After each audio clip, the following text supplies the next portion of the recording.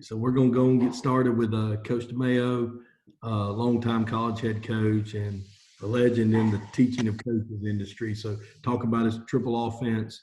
And yeah, like I said, if you have questions, put them in the chat and we'll gladly answer them. So take it away, Coach. Okay, what I'm going to do is I'm going to talk about the hub play of the triple gun offense, and that is the gun triple option. And I started doing this in 1999. And the first year I did it, everybody thought I was insane. You know, I mean, people were sending me jackets that you tied around in the back. So, you know, they thought I was insane, but I wanted to develop an offense where we could score on the best in our schedule. And this is how the whole thing started. I'm not going to spend much time on philosophy because Plato wasn't a very good head coach. So I'm going to just breeze through this, but there's 4 meaningful stats that matter. And that is, number one, you have to score a baseline of 25 plus and you'll win 88% of your games. And everybody says, yeah, that's a low total. That's this, that's that. In all the Super Bowls, only 5 times has a team that scored 25 or more lost. So it's still relevant. That's still a very, very relevant stat.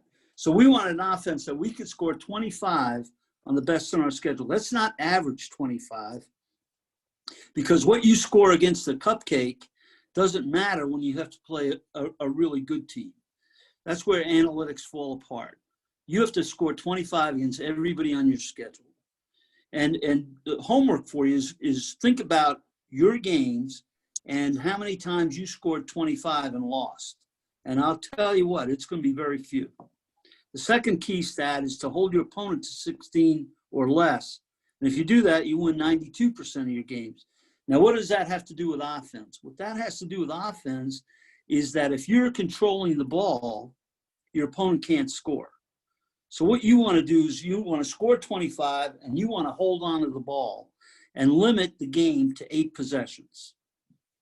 The third key stat is if you score a non-offensive touchdown, punt return, kick return, interception return, whatever, you'll win 90% of your games. Now, what you'll lose in that is you'll lose the total offense battle because you're going to miss a possession. You're going to lose the time of possession because you'll have no time of possession on that score, but you'll win the game. And time of possession only matters to an exorcist. To anybody else, it really doesn't matter.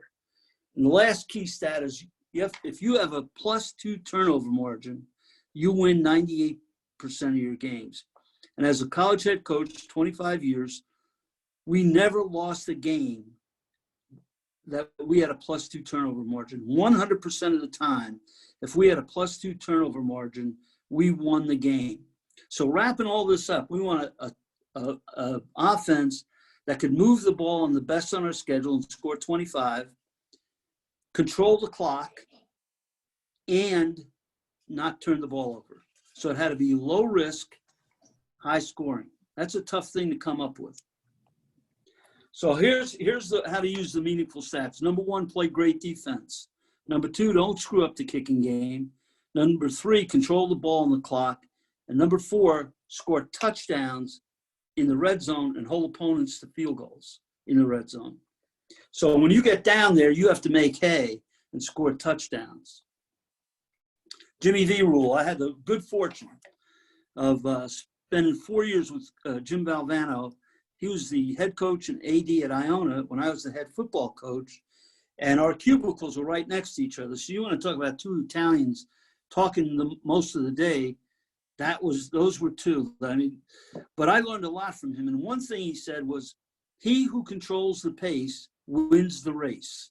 So if you can control the pace of the game, you're going to win the game.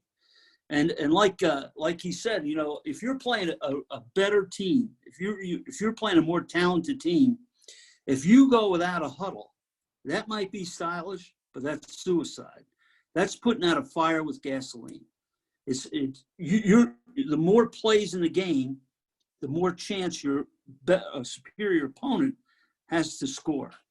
So, for example, if you're going to play Tiger Woods in a golf match, if you play him with 3 holes, for 3 holes, you might have a chance. you're playing for 72, you have no chance. And the only lead that matters is at the end of the game. So that was what I learned from Jim Valvano. And again, David didn't beat Goliath 2 out of 3. He beat him 1 time. A meaningful offense, a triple gun wins the meaningful stat game because it can score 25 on the best with no turnovers. And it dictates the pace of the game and the number of possessions. Strategic flexibility, a play that changes post-snap. The Green Bay sweep was like that. The run and shoot was like that. The defense can't be right. The triple gun is an entire offense based on these plays. So the triple option is a great example of strategic flexibility because it changes after the snap. I majored in history, and I wanted everybody to know that I actually did read a history book, and it's Sun Tzu. A formless attack is best, one that adapts as it goes like water wearing down rock. The triple gun is the best slingshot. It's like the flex bone, but you can pass, and it threatens from sideline to sideline. Okay, the core play of the triple gun is the gun triple, and it makes every play better. We ran the gun triple from various formations, motions, and shifts and all that stuff 25 to 30 times a game, regardless of who we played. We pounded the ball with the gun triple. It's a sideline to sideline attack. You can't cover the waterfront, so it stretches the defense to the max. Tubby Raymond loved the buck sweep because it attacks sideline to sideline with the trap, buck sweep, and waggle, but it was 3 plays, not 1. The flex bone really only threatens half the field, and the gun triple is the only sideline to sideline play. And this is what I'm talking about. The first option of the gun triple is the quarterback throwing the flash screen over here. And his rule is 8 between the slots, throw quicks and hots. And he always has that option available on every gun triple. So in other words, in this defense, a 4-3 with a 4-man secondary, if they roll on motion, that flash will be open every time. So that's an example. He always has that flash as an option. And the gun triple, the tailback can cut back into number 2 area here in the backside B gap. He has the ability to hit frontside A gap. The quarterback has the ability to keep, and of course he has the ability to pitch. So there's 5 areas of attack, and it stretches from sideline to sideline on 1 play. Run the clock, run the rock to kill the clock. And again, I had 4 college turnarounds in my career, and the decision was, let's see, drop football to hire Tony, drop football, hire Tony, and so we played a lot from an underdog position. Now, once we got good at things, then we didn't worry about killing the clock. But if you're an underdog, then the thing you want to do is create a scenario where you're having the ball the majority of the time, and your defense is off the field. So installing the gun triple. The triple gun the gun triple is the triple option, midline, wide veer, all in one. Gun triple line play. The objectives: create seams and double teams. So what we want to do is create a cavity, not a crease. So most triple option teams create a crease or a track for the fullback to run into. What we want to do is create a cavity for our dive back to hit and break from B gap to B gap. So we're looking for our line to get vertical push and gap control. This is a little bit different than most triple option teams. Most triple option teams, especially under center, want a crease. We want to create a cavity, not a crease. The line play for the gun triple is a cocked 2-point stance. And now people say, well, you can't run the ball in a 2-point stance. Well, of course you can. You can do anything you want if you coach it. A cocked 2-point stance is basically the same as a 3-point stance with your hand up and your forearm on your thigh. But you're still in a low base. And then, of course, we use smart splits, which I'll explain in a little bit. But in the two-point stance, it's easier to see the linebackers. It's easier to pass pro. And you have to practice the O-line coming off the ball in a two-point stance. That's something that has to be practiced, but it's also easy to practice because you have the whole off season to do it. Smart splits. This smart splits is one of the best things we ever did. It started way back. I started getting fascinated with splits with a fellow by the name of Jake Gaither at Florida A&M. And he had a great team. He had Bob Hayes and Bob Paramore in the backfield. And he had great teams. And one of the first football books I ever read was The Split Line Tee by Jake Gaither. And he had giant wide splits. And that's when I first became enamored with using splits. So the smart splits adjust to the front. And that's why you have to be in a two-point stance. So the first rule of the smart split is you have to protect your inside gap. And if the guard widens, the tackle doesn't. If the guard widens, the tackle tightens. And let me go over this. This is an example of smart splits. If you're covered, you widen. If you're uncovered, you tighten.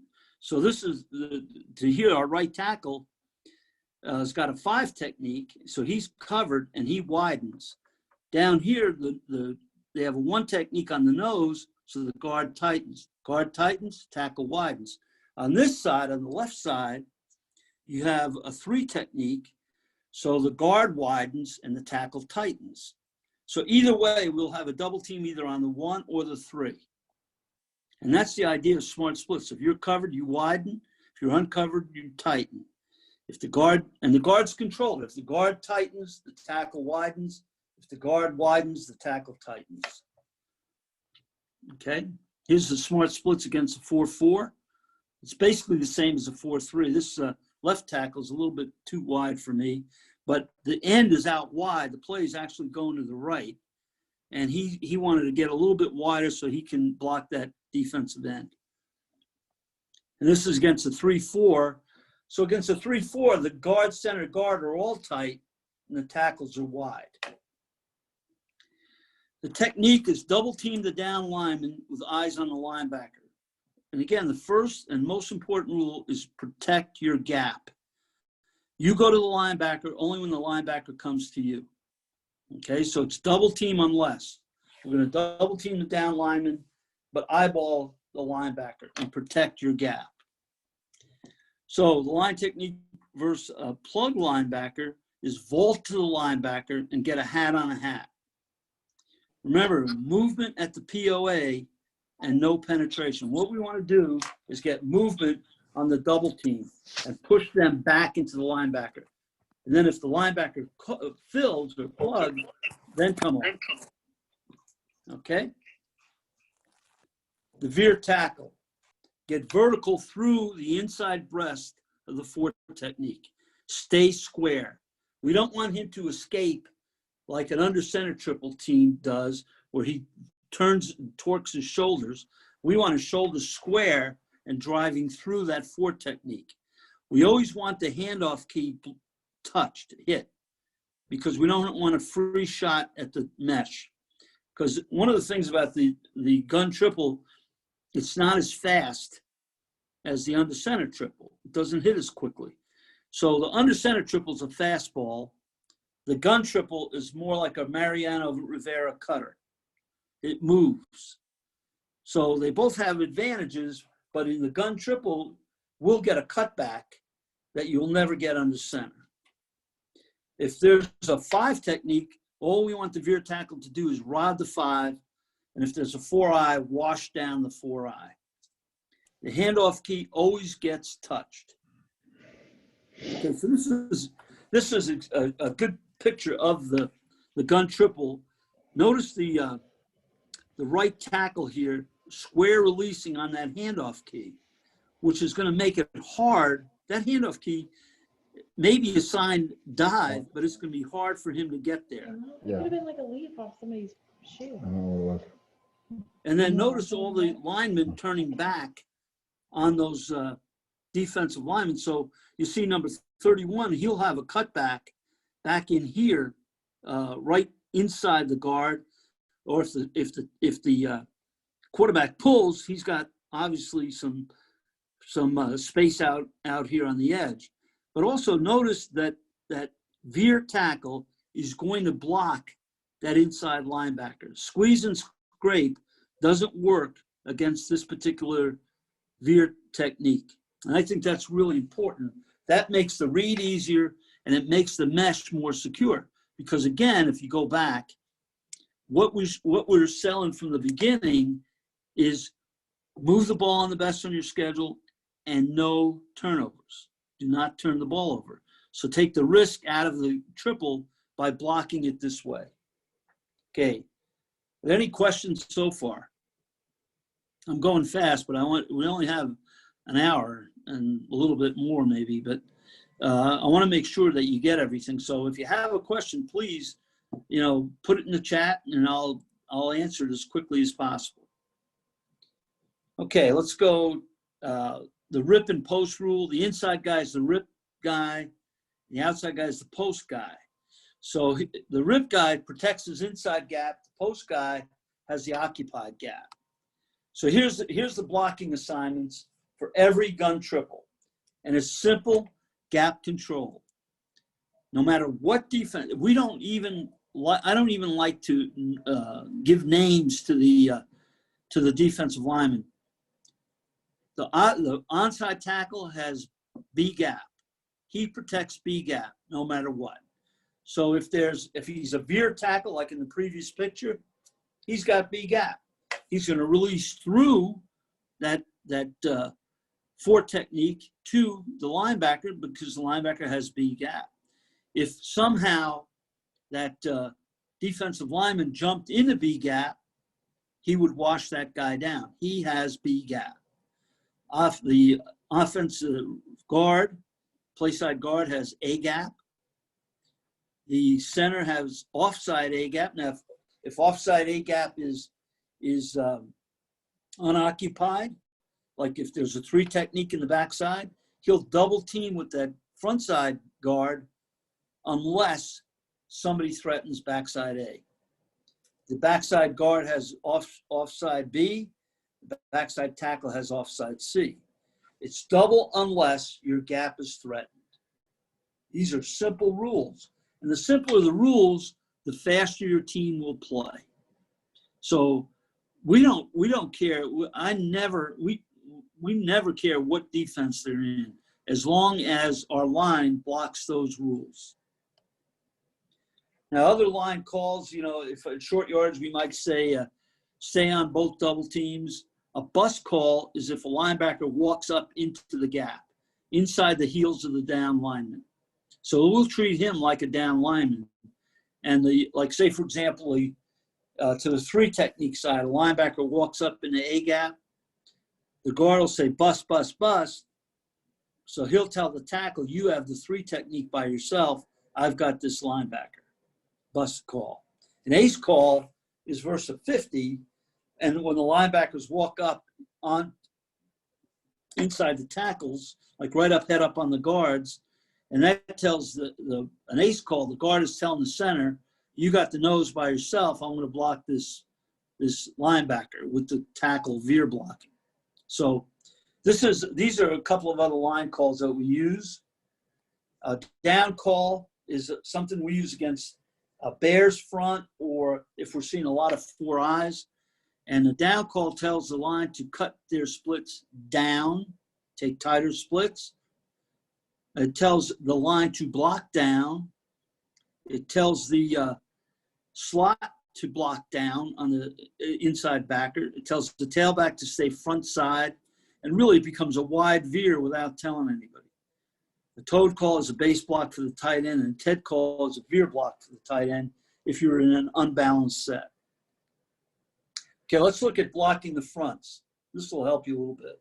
So against a 4-3, we're running here to the 3 technique. We're going to stack read the end and the Sam. By that, I'll get into the reads of the quarterback in a little bit. But we're going to double that 3 technique unless A gap is threatened. If Mike shoots A gap, the guard is going to come off and block A gap. Center's got backside A, so he's going to double team with the nose unless the center's going to double team with the nose, double team on the nose with the guard unless the guard B gap is threatened. So B gap, let's go. Let me go back here.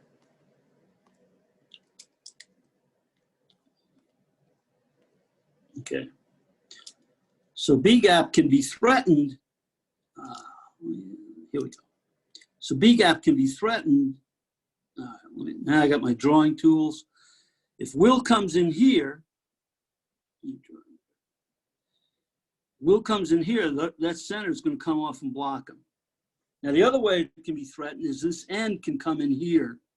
Now if that happens, we make a smoke call. The tackle, if the tackle can't keep that end out, or if he lines up head up on him, he'll make a smoke call, and what he'll do is deliver that end down to the center and pop up on the Will. If Mike, as I said, if Mike threatens here, guard's going to come off and block him. Okay, so as you see, everything is handled with that one blocking scheme. Oops.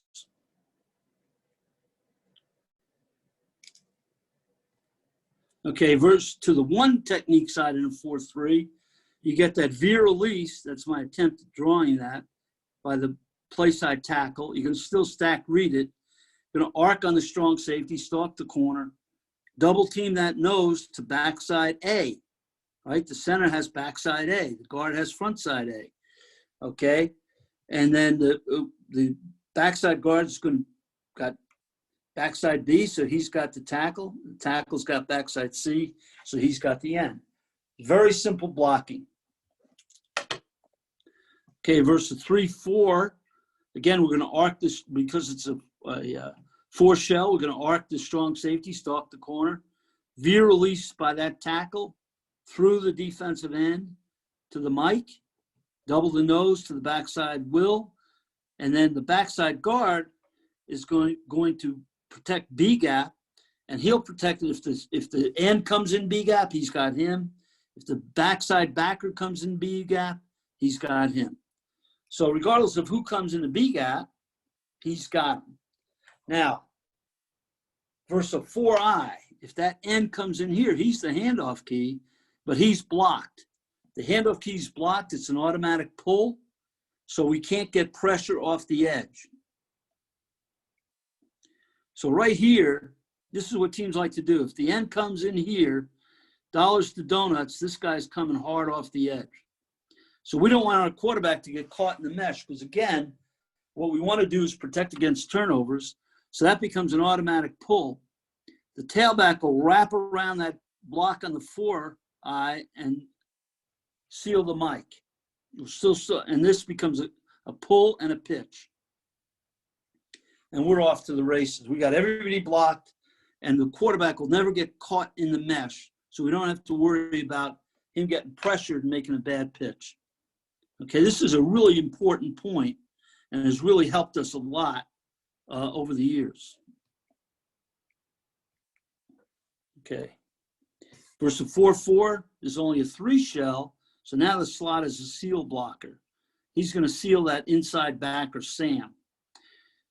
Up front, it's the same thing. We're going to double team the 3. The play side guard has front side A.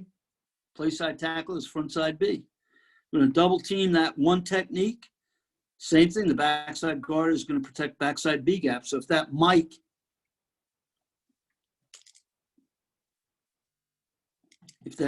shoots in there, backside guard is just going to take him. Backside tackle has the backside end. Now, people say, well, wait a minute, I'm going to take that Will backer and I'm going to send him here. Well, now we hit flash and it's one-on-one with the corner.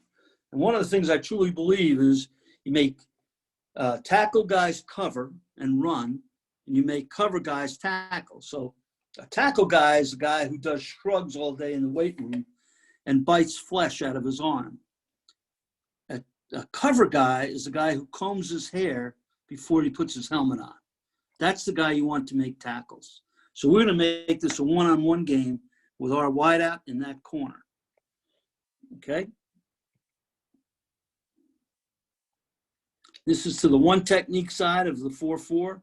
Same blocking. Now we use that veer technique. Play side tackle uses veer technique. For everybody else, it's the same. The halfback seals. We're going to read the end, pitch off the will, and we have a good play. The onside slot, the rule for him is, first of all, he's blocking for pitch. So we want him to get a little width on his release. 3 shell, sealing on the onside linebacker, 4 shell, arc the play side safety. Simple rules. Can only do one of 2 things. The shell rule, and we use that 3 shell, 4 shell rule unless we make a call. So in other words, we can arc the strong safety if the quarterback calls it.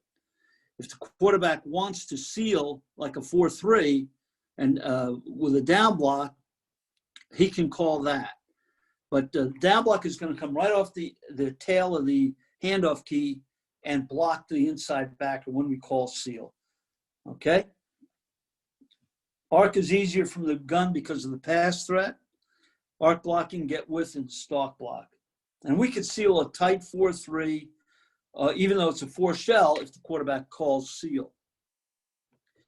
The offside slot's the pitch man. The key is that he runs through the heels of the tailback and gets on a 5-yard highway and stays tied to the quarterback's hip. You want him to keep getting width, expect the pitch, catch the pitch first, then pluck, tuck, and burst.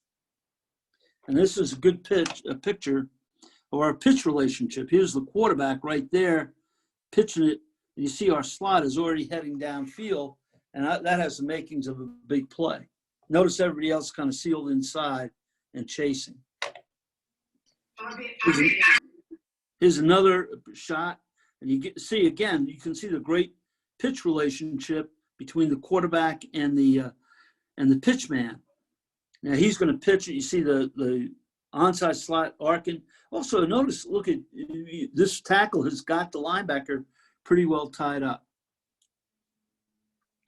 Onside receiver play, he stalks the DB responsible for pass. 90% of the time the play side corner because we take big splits with the wideouts.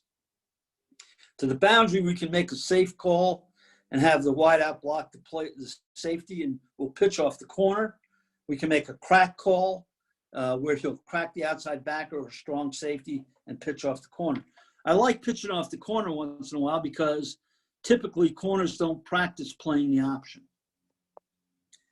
And that's why very wide receiver blocks, we can make what Manny Max Tackles calls accordion splits and bring our wideouts in tight. And you see Navy do this a lot. So we have like a tight double slot formation to get little different angles and make the cornerback the pitch key, like that, for example. Okay, this is a double option, but you get the idea where we're going to crack that strong safety, and now the corner is the pitch key. And I'm telling you, I say compress to cause stress because the corner typically does not practice playing pitch on a quarterback. Web motion is with the widest back making the motion. That's a flip play, which I'll get to in a little bit. Offside receiver is important because he looks for flash, and he'll signal the quarterback if he feels that flash is there, or the quarterback, if he's going to throw it, will signal him. Sometimes it's just a nod of the head. And we had some wideouts and quarterbacks that had very creative signals, which I don't want. This is a family hour, so I don't want to get into it. But if the flash isn't there, he has to block to expect the backside cutback. And then he also chases the ball. The quarterback is the trigger of this whole thing. And his thought process is this. I'm giving the ball every time unless the handoff key comes down flat and hard on the tailback. So if the helmet of the handoff key is on the back of the tailback, it's a give. And we'll let the tailback run through that arm tackle. He's got to get his head across the bow of the tailback for us to pull it. Okay? Really simple. And again, if with a simple read, you do not turn the ball over. There's no indecision. You know, it's not how fast. It's not what you know. It's not how fast. No, it's not what you know. It's not what the quarterback knows. It's how fast he can process information. So when in doubt, give. If the handoff key is blocked, pull. Automatic pull. Just abort the fake, abort everything, and just be prepared for a quick pitch. We don't want a decision maker quarterback. I want a guy who reacts. So we want him to make his decision as a reaction on the first step. I'm giving every time unless this happens. Better wrong than long. I don't want him, you know, riding the guy. Never riding the side. Just make a decision. That when you make a quick decision, the tailback becomes a better runner, or if the ball is pulled, a better blocker, and the ball is never on the ground. The first thing the quarterback has to do is catch the snap, and we practice snaps every day, and we practice them with a lot of different people. We let both guards practice. The offensive line, the blocking is so simple, and when we have everybody practicing snaps, our sixth best lineman can always play. One of the weaknesses of the wing T was if your third best tackle couldn't play guard because it's a totally different position. In our scheme, in the triple gun, every position is interchangeable in the line. Quarterback's first step is to pivot on his play side foot and put the ball out for the tailback. Eyes on the handoff key and give unless. Rhyme time. This is an easy way we teach the quarterbacks. I had 4 daughters. I read them a lot of Dr. Seuss, and I started rhyming all the time. The handoff key is in a 5, then think dive. The odds are it's going to be a dive, no matter what. If the handoff key is in a 4, split the offensive tackle some more. If the handoff key is inside, don't decide, take it outside. Better wrong than long. In 1492, Columbus sailed the ocean blue. The mesh. The handoff key if the handoff key takes dive, the quarterback snaps the ball to his heart and bursts to the pitch key. So give or pull, the quarterback always accelerates to the pitch key, unless the pitch key bursts to the quarterback. If the pitch key bursts to the quarterback, he just throttles down and pitches the ball. If the handoff key is blocked, the quarterback aborts the mesh, turns it into a double option on the run. He prepares for a quick pitch versus a level 1 pitch key. So against a 3-4, against a 6-1, where the pitch key's on the line of scrimmage, he has to be ready for a quick pitch. Low risk. Ball security is number 1 priority. And this process takes the risk out of the read. When you read it this way, like I'm telling you, you take the risk out of it. Now, occasionally you say, if he pulled it, we could gain a little more. No. Once you teach it one way, teach it that way. It's always unless rules. Tailback's aiming point is he's going to aim for the front side A gap. He is responsible for running over the ball. And the tailback is a runner or a blocker, never a faker. Notice I don't call him a fullback because the only people that want to play fullback are guards. So we labeled him a tailback. But he's a runner or a blocker, never a faker. Okay, so if the ball is pulled, he's going to look for somebody to block. And that's the way you get extra blockers on the play. Tailback's first step is simply a slide step to get in line with A gap. Now he can be offset and he'll slide with his offside foot to line up with A gap, or he can be behind the quarterback and slide with his play side foot to get into A gap. But his first step is always a slide step. Inside arm up, thumb down, thumb opens the pocket. Slide and glide. If the tailback gets the ball, he reads A gap. If it's open, he hits it 100 miles an hour and drives for 5. We don't want him dancing. Drive for 5. If A gap is closed, he runs to daylight. Slide and glide with his shoulders square. Always moving north and south. We want the tailback to be a downhill runner and bleed the inside of a defense. 5 at a clip. The tailback is a better runner with the quick read, the better wrong than long read, because he can make a backdoor cut or keep it front side. The tailback in this offense, like I said, is not a crease runner. He runs in a cavity.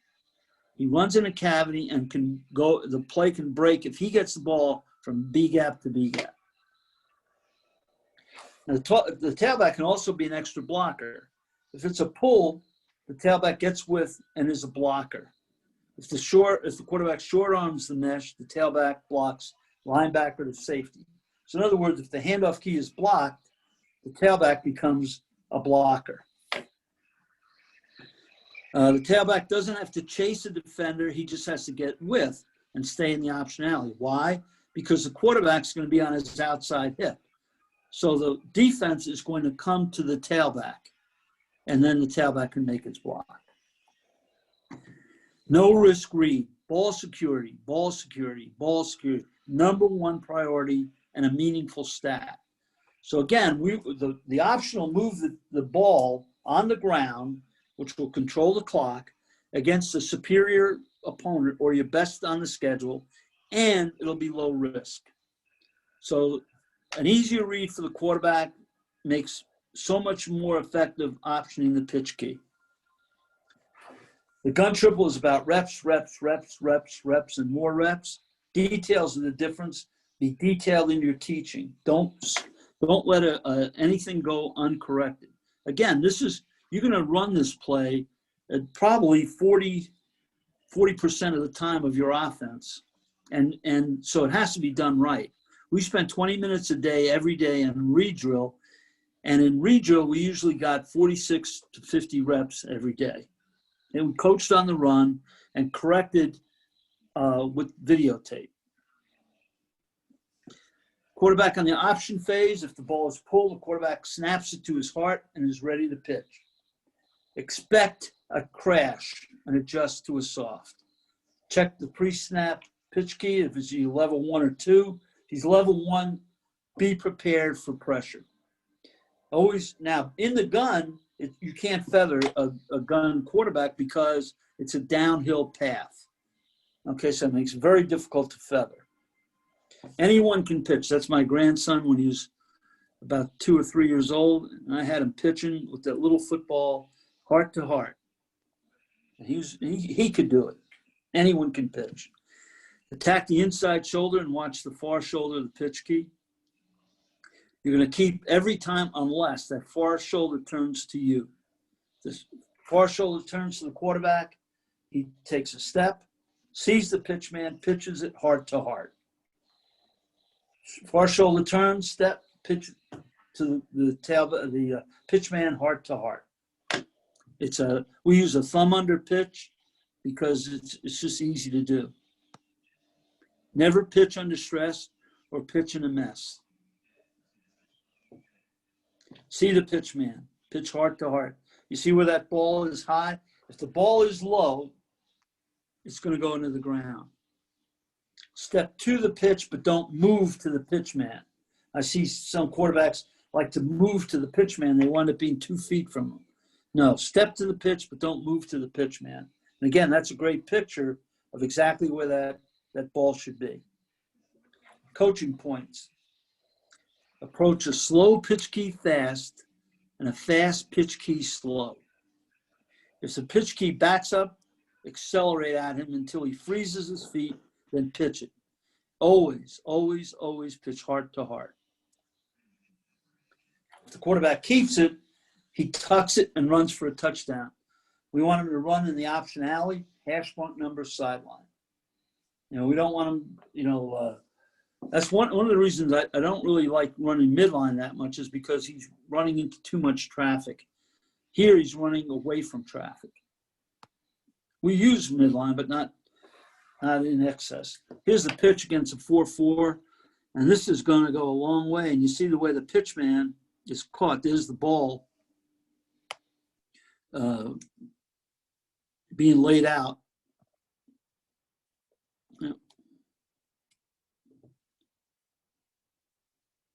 Right here.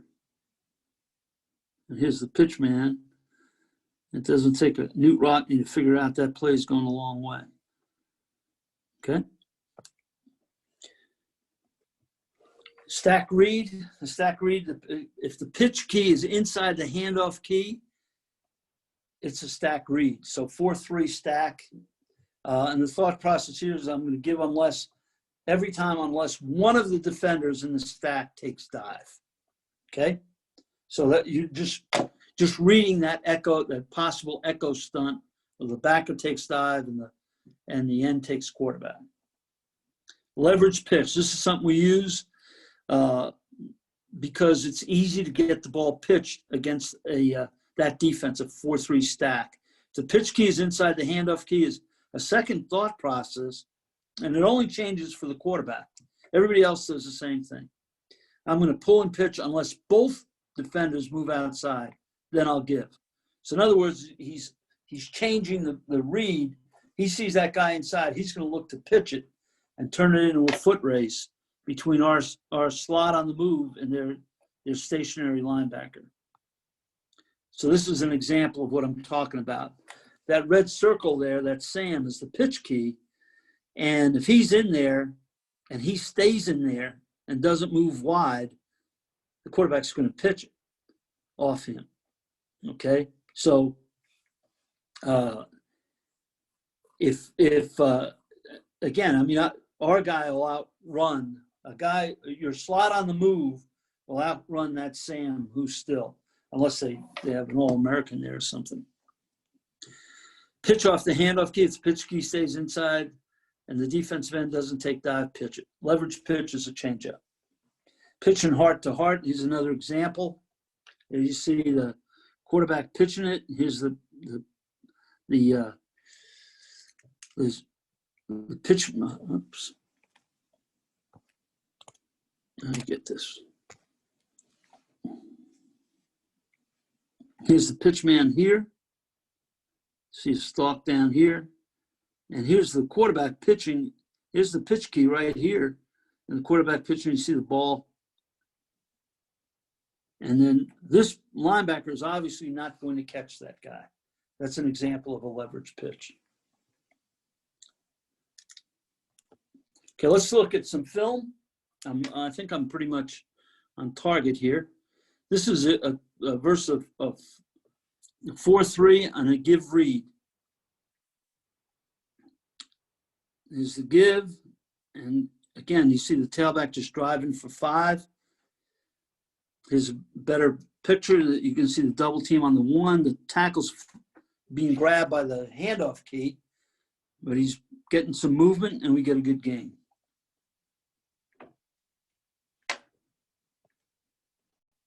Okay, here's a 4-3 against a 4-3 where they bring the outside backers up on the line of scrimmage, and it really becomes a 6-1. Okay, let's look at this. So we're going to run it into the boundary.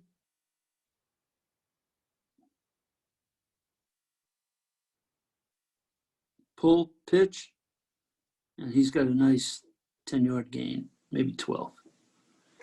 It's a good shot from the end zone. You'll see the handoff key to come down on 31, pitch, and we're off for a 10-yard gain.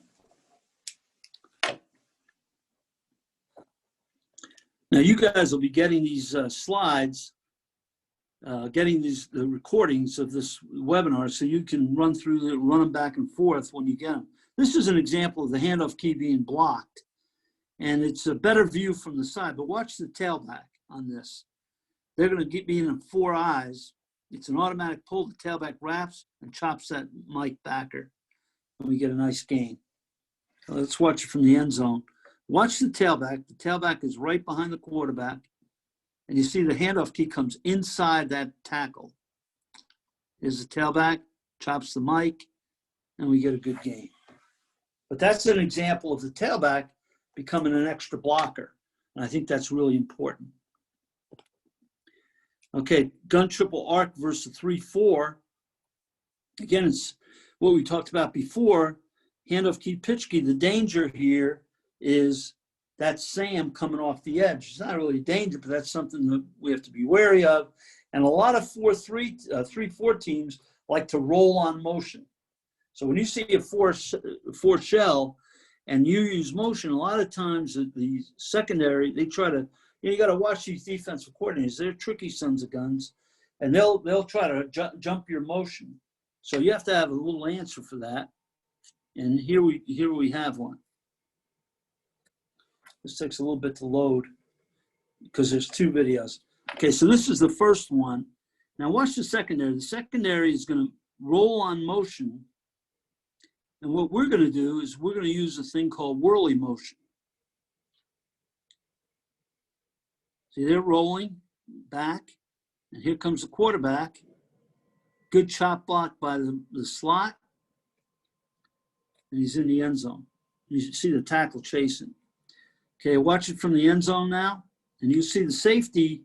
The safeties actually move out of there, and the backs and the outside linebacker actually moves back.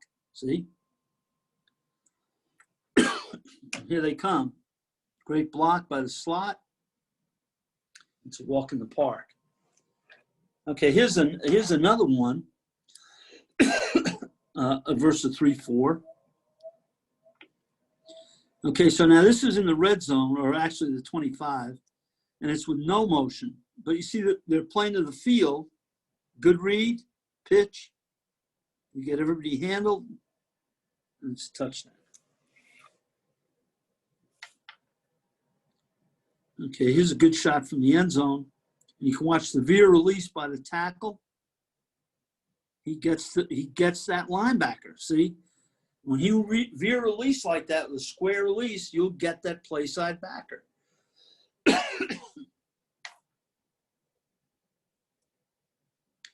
Okay, this is against a 3-4 with the handoff key block. And again, it's the tailback now is responsible for Mike. Mike scrapes, which if the end is in there, Mike is going to scrape and Sam is going to come. It's pretty well predictable. But the tailback will wrap around that block and block the mic. Let's take a look. This is out of ends formation, unbalanced, end over. Okay, so now you're going to see the handoff key blocked. Blocked down, sealed, and here he comes. Okay, watch it from the end zone. All right, watch that.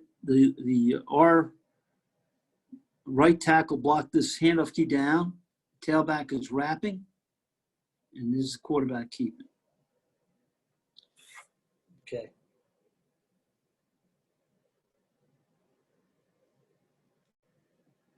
Here's a handoff key blocked on the goal line. And in the goal line is a perfect example of the handoff key being blocked because everybody pinches on the goal line. And there you see the quarterback just following the tailback into the end zone. And I watch from the end zone, the back copy is the handoff keys blocked and the tailback leading the quarterback in. So there's no pressure. We didn't mind running the gun triple on the goal line. People ask me that, said, do you still run the gun triple on the goal line? And we do. We did it all the time. Because if they get in that 4-eye or try to take B gap, we just wash them down, and the quarterback just follows the tailback. Okay, this is this gun triple seal blocking against a 4-4. And again, it's really this veer blocking, the same blocking up front. The only difference is the slot is now going to seal that mic backer. Okay, let's go to the video.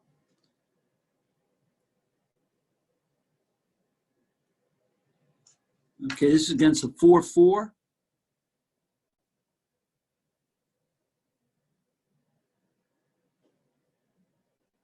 See the slot seal, the pitch, oh, a little jump, scoot into the end zone.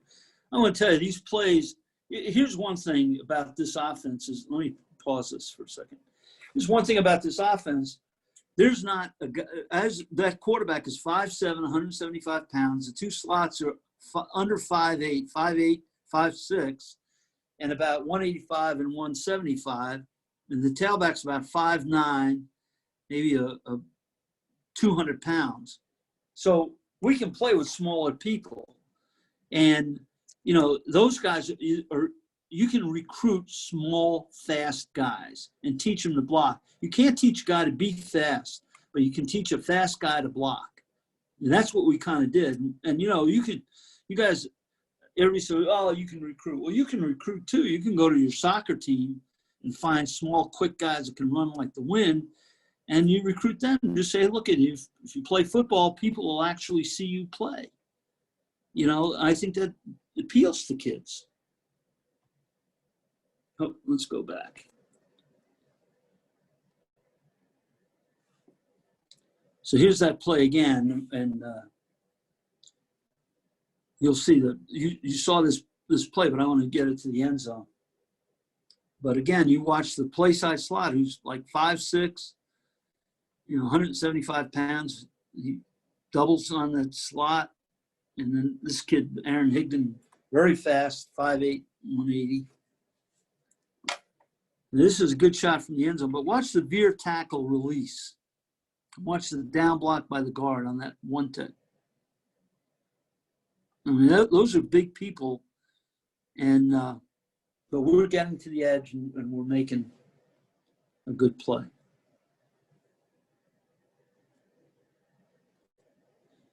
Okay, here's another one against the 4-4. Good seal by the slot. Quarterback keeps it, gets good yardage. Again, it's a good shot from the end zone. You see that tackle with a square release. And I think that's an important point on any time you have a veer tackle.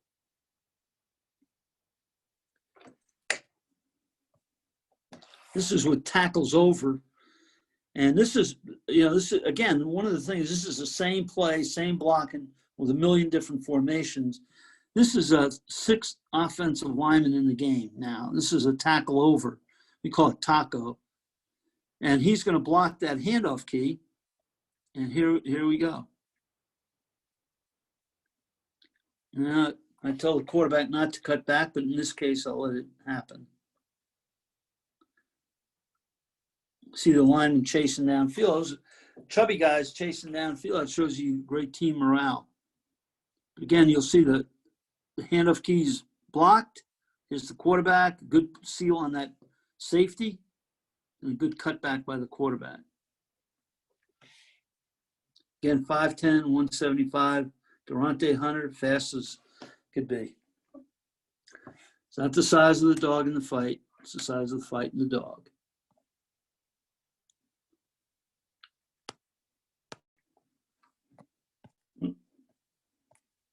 His wing over, same deal, unbalanced. And again, it's a 4-4, which a lot of teams played us in a 4-4 because they thought, you know, an 8-man front would stop the run. Here we in wing over. This is what our second backfield at this point. Good read, pitch. Here we go. Watch it. Look at that stalk block downfield. And again, our rule is if you don't block, you don't get the rock. Good seal block on that backer. Good pitch. And he's down. Look at that stalk block. What a great block.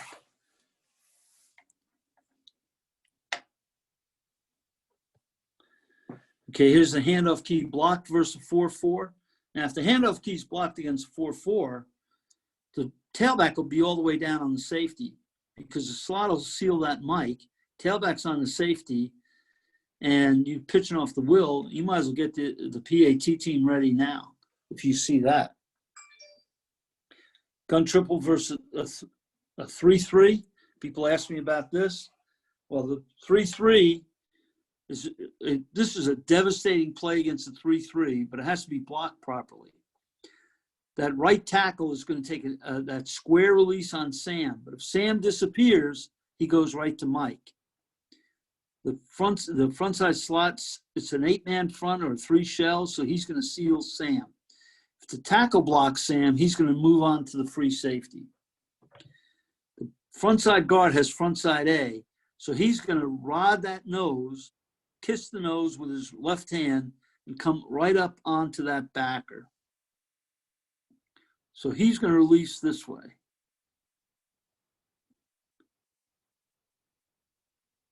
Like that. Okay, now if the nose comes his way, he has him, but the Mike's not going to come his way if they do. So he'll kiss the nose and climb to Mike. The center has backside A, so he'll block the nose. And then the backside guard has got backside B, so he's going to protect this area. Tackle will block the end, and he'll come up on Will. If the end is inside the tackle, then the guard will block the end. Let me do that in another color. The end comes in here, the guard will block him, the tackle will deliver him, and then spin up to Will. So we'll have that handled. Stalk the corner, read the end, pitch off the strong safety. Very good play and very effective against a 3-3.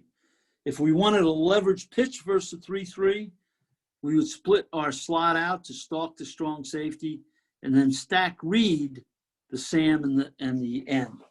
So in other words, if they're doing a lot of stunning inside, where the Sam keeps coming inside, you can leverage pitch that, or you can stack read it. Either way, and or whatever you want to get done. So in other words, you have 2 possibilities with the stalk of the strong safety. Okay? Keep the tailback in the game. So what teams do, because they know it's going to be a pull, if we see a 4-eye, anybody that follows us knows that that's in the rules. What they like to do is play a lot of 4-eyes and take the tailback out. Our answer to that is to make a down call. Down tells the line to cut their splits down. It tells the line to block down. It tells the play side backer to seal down. And it tells the tailback to stay front side. So without putting in a new play, we really have the wide veer incorporated in this. And by doing that, we're going to read the Sam now becomes the handoff key, and the strong safety becomes the pitch key. So it becomes wide veer on the run. Flash is still a possibility if they rotate on motion. But because the strong safety is a pitch key, you don't really even need motion. As a matter of fact, you can even use whirly motion and still get the same thing. So you can actually do this and then bring this guy around late and still get the seal because the strong safety is going to be deep. Okay? So let's take a look at this. This is down blocking versus bears, and this will be a give read. And this is at a low angle field. I used to call this the pasture. But anyway, they're in the bears front. So we're going to seal down, and here comes the tailback ripping out of there, because all day long, that end was never, that outside backer was never a handoff key. There's the read, and he's right out the gate. Okay? Here's another one. This is gun triple versus bears again, or double 4-eyes, whatever you want to call it. This is the other way now.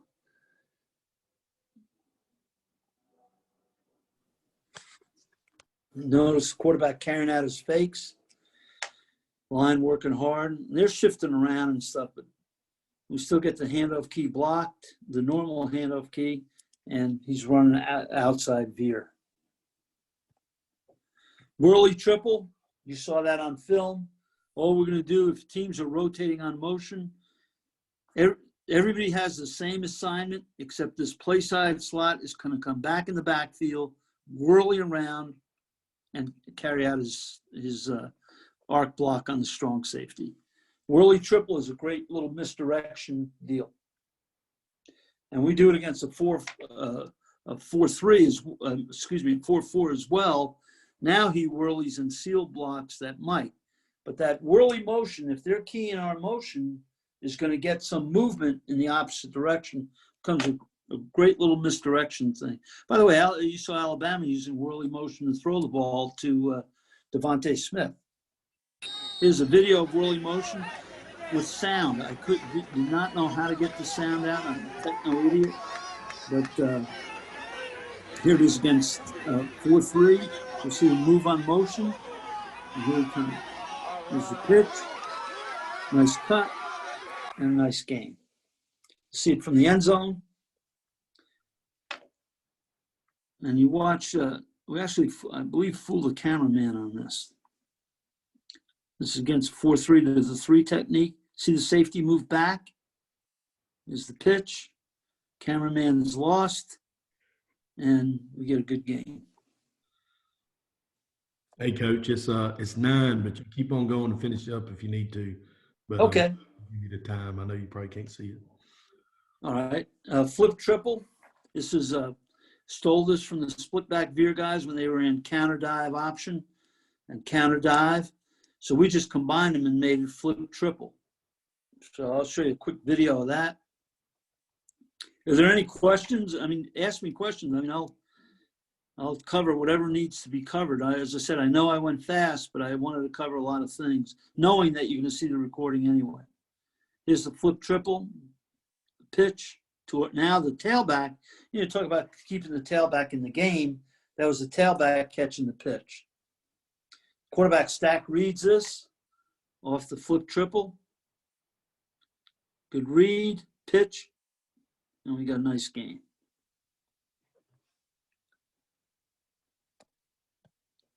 Okay, now I'm done. The only thing left is triple from empty. I don't have the video on this particular thing because I was going to do it in another hour. But you can run the same thing off the flip and run triple from empty, and do the same thing. It's the same as flip. Handoff key, pitch key. You get everybody blocked. You can run it to the weak side the same way. If you can always go on my website, TonyDeMeo.com. It's free, and you can see the play of the day and see plays on there. You can go on CompuSports.com. I have stuff there, and you can go on YouTube on my channel. Again, they're all free, and see whatever you want. But it's been a pleasure talking to you guys. If you have any questions, feel free. I'd like to answer any questions that you want me to answer. And yeah, right now they don't have any, Coach, but I do. Okay. Good segue to the flip triple, because we're about to talk about. That's why I had it there like that. So yeah, that was good. And we ran the flip triple actually years ago in the gun stuff. So yeah, it was a good little change up. It's really good out of empty. So are you going to talk now on empty, because that'll be an interesting. I thought that'd be an interesting segue. Yeah, hang around.